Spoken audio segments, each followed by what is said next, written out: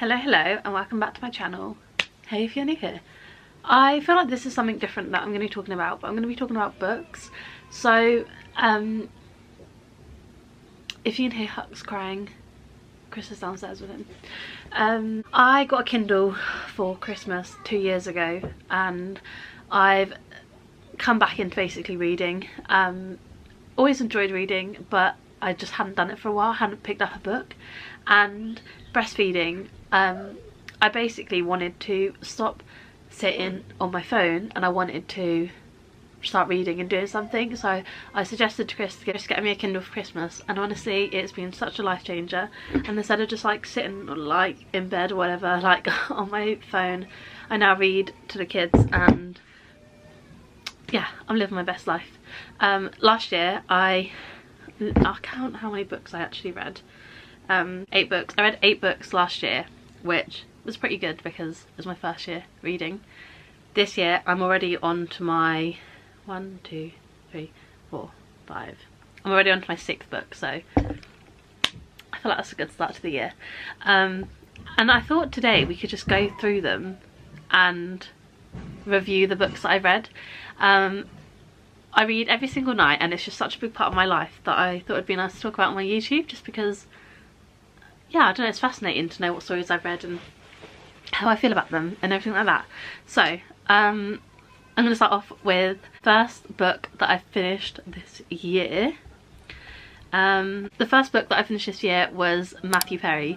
So on my Instagram I've actually been reviewing the books, giving them like stars and how I feel about them, which is really fun. Another way to obviously document what I'm reading.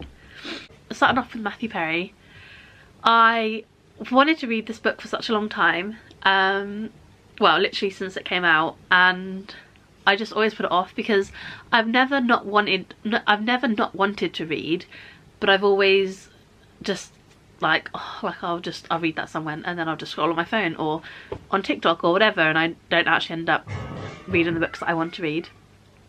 I'm a massive Friends fan, so I already love his character. I already know a little bit about him and I know about his addictions and stuff, but honestly when I read this book it was such an eye-opener. I had no idea to what length of addiction he had and how much he struggled and the things that he'd done to help himself, but then he'd get triggered really easily, and like even finding out like when he was like filming Friends, but then like he was struggling, so he'd like do a movie at the same time just to try and get his head like away from other thoughts going on in his head. And then really fascinating that, like, I don't know why this is sticking out to me, but like Monica and Chandler's wedding, obviously that was like a big moment. He was actually in rehab whilst filming that like the wedding scene, and honestly I just found it so interesting. I found it really hard, obviously now that he's died and you know what happened. I think it made me quite emotional reading it, knowing how his whole life ended, if that makes sense.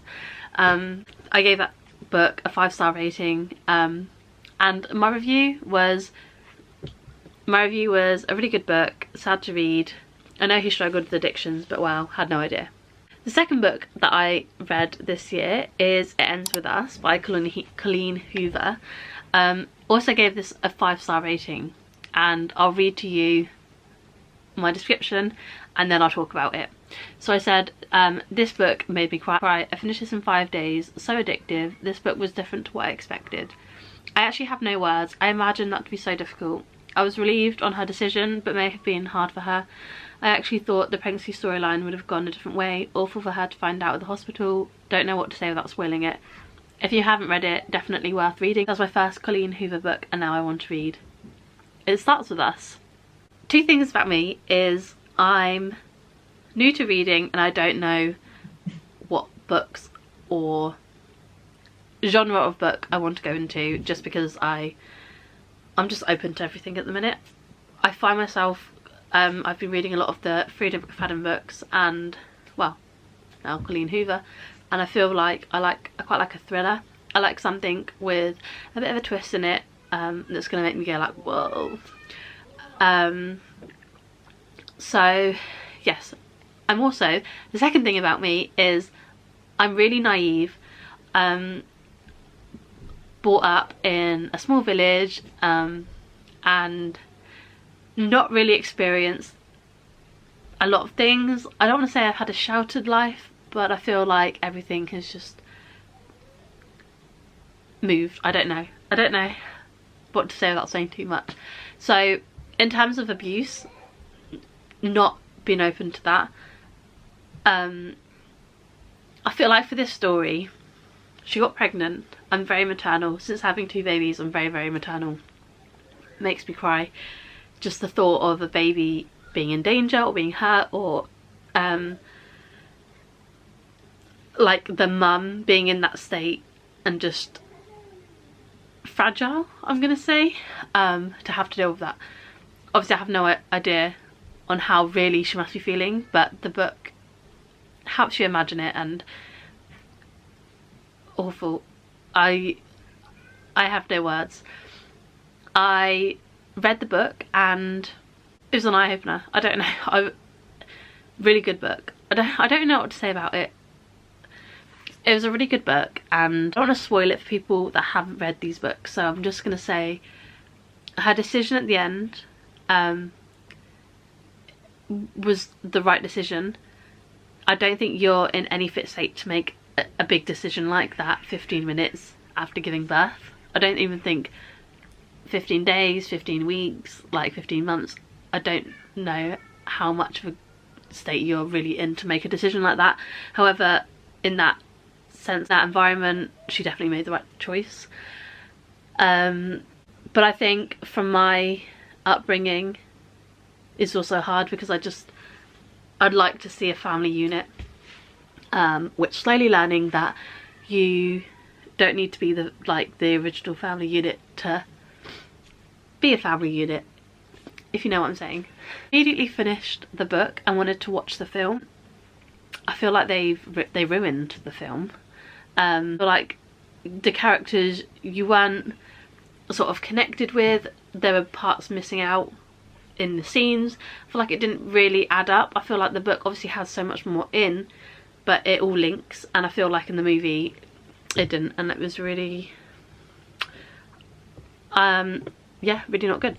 After It Ends With Us, I read It Starts With Us, and my review on this was great book, love a happy ending, definitely a more comfortable read after reading Ends With Us. I just like a little love story. Love Atlas, so it's fun to see his pop and everything. The book focuses more on growth and healing. I stayed up until 11:30 finishing this, so I feel like I'm gonna regret this choice together today. I feel like I'm a mum of 2, like staying up until like 12 o'clock nearly to finish a book is just not really worth it, but like it was, and that's how much I love reading at the moment. It Starts With Us, I feel like in It Ends With Us, you see this character Atlas. He's childhood boyfriend, you know, you learn a lot about him, and him and Lily start to build a connection. They drift apart and then basically come together a few years later. Yeah, we'll just say it like that. She obviously gets into this relationship with someone who abuses her, and Atlas is in the background just being like, I didn't realise this was going on, like I'm here for you if you ever need anything, here's my number. Being the good guy, and I feel like we all love Atlas. But then reading It Starts With Us and seeing his POV on the whole thing, so how he felt when they were teenagers, growing up, what happened, him moving away, him trying to find her, like his restaurants, like all the little things add up to where they were at the end of the story when Lily sees him, goes on a date, and they end up getting together. And I feel like it's just a full circle moment. After It Starts With Us, I read Ugly Love. So Ugly Love was the first 4-star rating book, and what I've said about this is I thought this book was confusing in the beginning. I felt like there was too many characters to get my head around, but as I got further into the book and actually understood the story more, I really got into it. I quite enjoyed it. Actually started to think this book would be quite predictable, and then I got to the plot twist, if that's what it's called, was like, whoa. Ended happily, which is just a great time. So, Ugly Love. My thoughts on it were, I found it really hard to begin with. Basically, like in a book, what I like is when you have one chapter talking about one character and then the next chapter is talking about another character. I like the flip over. And in Ugly Love, it was 6 years earlier to 6 years now, and then at the end of the book is present day. And basically what the story was is, and it was actually quite a nice story. Basically, okay, in the 6 years earlier, there's Miles, I think his name is Miles, and Rachel, and then 6 years later there was Miles and Tate. Miles and Tate meet. Miles is a pilot, and Tate's Tate's dad, brother, was also a pilot. I don't know if she was aware of Miles, but it was her brother's friend. She came to stay with her brother, met Miles. They ended up building some sort of like a connection, and he only wanted that, she wanted more, and she could feel when they were making love, she could feel that he wanted more, but he was really, I'm gonna say, reserved. You didn't know, the story is that, and you don't know why he's so reserved, and then obviously it tells you at the end. 6 years earlier, he basically was in love with this girl called Rachel. Miles's, I think, dad and Rachel's mum got together, ended up getting married. She found out she was pregnant. I don't know if that's spoiling it too much. So there's something going on there, because obviously she's now pregnant. They're like somewhat brother and sister, but like step, I don't know. Mum and dad now married.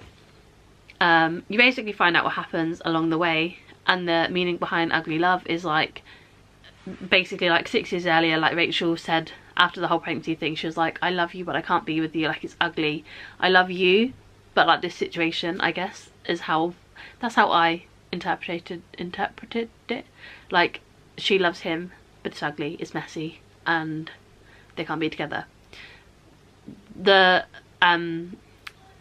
situation that happened there has then followed on, and Miles just, he can't move on, and I think that's the problem.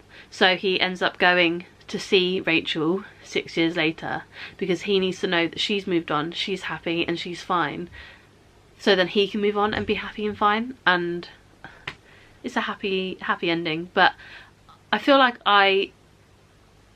towards the end I understood that story a lot. I understood the characters and I understand what was going on, but I feel like in the beginning I was so confused, because I remember reading it and being like, but there's Rachel and Miles, but then there's Miles and Tate, and there's like other characters as well in it.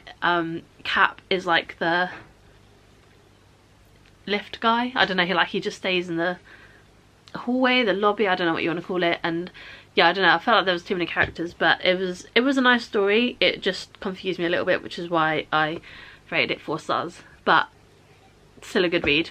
Last book that I read, which I finished 2 days ago, was November 9. So my friend recommended me to read this, and I was like, oh, I'm not sure, and I was actually tossing between reading November 9 or Dear Debbie, which is the new Frida book.